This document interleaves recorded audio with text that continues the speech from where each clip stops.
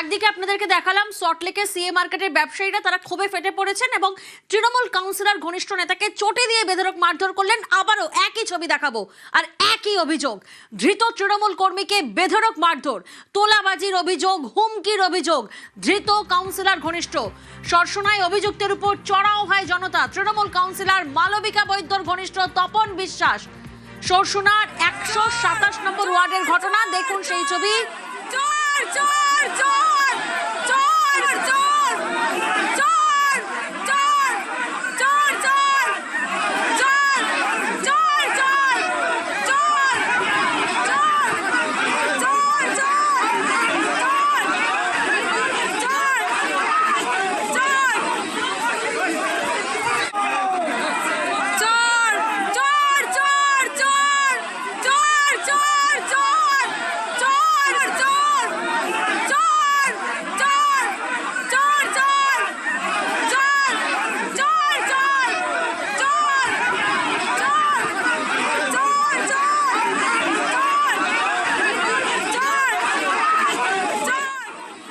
একদিকে চোর চোর স্লোগানিং আর অন্যদিকে বেধড়ক মারধর কার উপর? কাউন্সিলর ঘনিষ্ঠ তপন বিশ্বাসের উপর।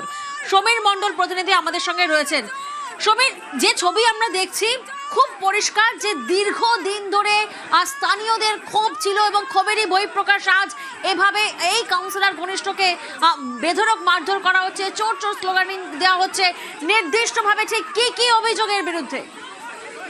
প্রিয়াঙ্কা, সব থেকে বড় আশ্চর্য দেখো, 127 নম্বর ওয়ার্ডের কাউন্সিলর মালবিকা বৈদ্যর ঘনিষ্ঠ তৃণমূল কর্মী তপন বিশ্বাস, এর বিরুদ্ধে নানা অভিযোগ আছে।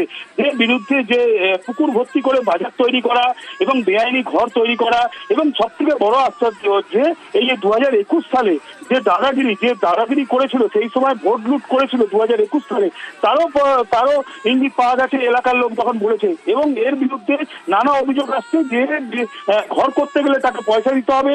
ওই এলাকায় শিলপাড়া এলাকায় যে 127 নম্বর ওয়ার্ডে বেশ কিছু এলাকায় যে দাদাগিরির মতন উনি কাজ করতো, যেখানে বিল্ডিং করা থেকে কে মাল দেবে, কে সিন্ডিকেট রাজ চালাবে, সবকিছু কিন্তু ইনি করতো।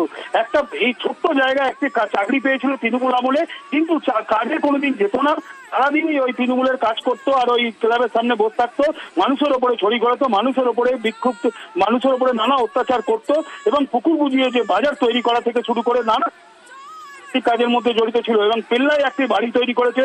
এলাকার লোক উত্তেজিত হয়ে কাল ওনাকে ধরে ফেলে এবং ধরে ফেলে সরসনা থানার পুলিশকে খবর দিলে এবং অভিযোগও করেছে সরসনা থানা পুলিশের কাছে যে এনার বিরুদ্ধে কঠোর শাস্তি নেওয়া হোক। এবং যখন যাচ্ছিল তখন তাকে জুতো পেটা করা হয়, মারা হয় এবং পুলিশ তাড়াতাড়ি ওকে নিয়ে গেছে এবং নিয়ে গিয়ে আজকে আলিপুর কোর্টে তোলা হবে বলে জানা গেছে। বেশ।